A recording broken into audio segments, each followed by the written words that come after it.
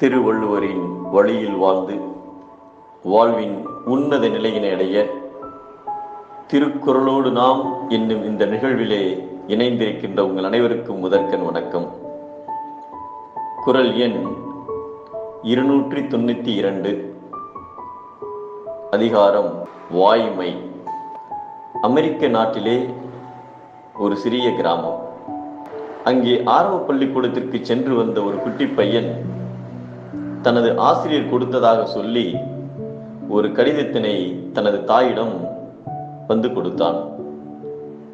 தாயும் ஆவலோடு வாங்கி அதை படித்து பார்த்தார். படித்ததும் அத்தாயின் கண்களில் கண்ணீர் தாரை தாரையாக வந்தது. என்னம்மா எழுதியிருக்கிறது என்று மகன் கேட்க, அந்த கடிதத்தில் இருப்பதை மகனுக்கு உரக்க படித்து காட்டினாள். தங்கள் மகன் உண்மையிலேயே மிகச்சிறந்த அறிவாளி.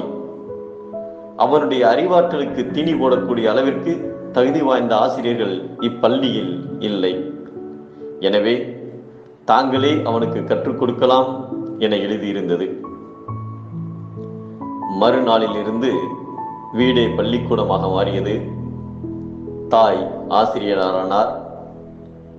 அதன் பயனாக இன்று நாம் பயன்படுத்தும் மின்சார விளக்கு, கிராமபோன் இசைத்தட்டு, சினிமா போன்ற ஆயிரக்கணக்கான கண்டுபிடிப்புகளை, ஏன் உலகத்திலேயே அதிகமான கண்டுபிடிப்புகளை கண்டுபிடித்த தாமஸ் ஆல்வா எடிசன் உருவானார். பல வருடங்கள் கழிந்தது. அவரின் தாயார் இறந்த பிறகு அவரது பெட்டியினை திறந்து பார்த்தபோது எடிசனின் ஆசிரியர் சிறு வயதில் அவரது தாயாருக்கு கொடுத்தனுப்பிய கடிதம் கிடைத்தது. அதை ஆவலோடு பிரித்து பார்க்க அதில் கீழ்கண்டவாறு எழுதியிருந்தது: தங்களின் மகன் மூளை வளர்ச்சி இல்லாதவர். அவனுடைய அறிவுத்திறமை சராசரிக்கும் மிக குறைவாக உள்ளது. எதையும் எளிதாக புரிந்து கொள்கின்ற ஆற்றல் அவனிடம் இல்லை. எனவே மற்ற குழந்தைகளின் நலன் கருதி அவனை பள்ளிக்கு அனுப்ப வேண்டாம் என்று இருந்தது.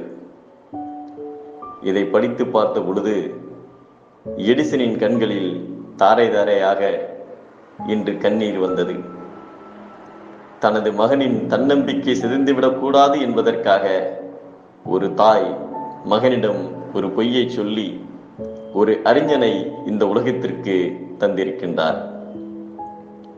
பொய்மையும் வாய்மையிடத்த புரை தீர்ந்த நன்மை பயக்குமெனின் என்கிறார் தெய்வ புலவர் திருவள்ளுவர். உண்மையான பொய் மனிதத்தின் இழுக்கு, நன்மை பொய் மனிதத்தின் மகத்துவம்.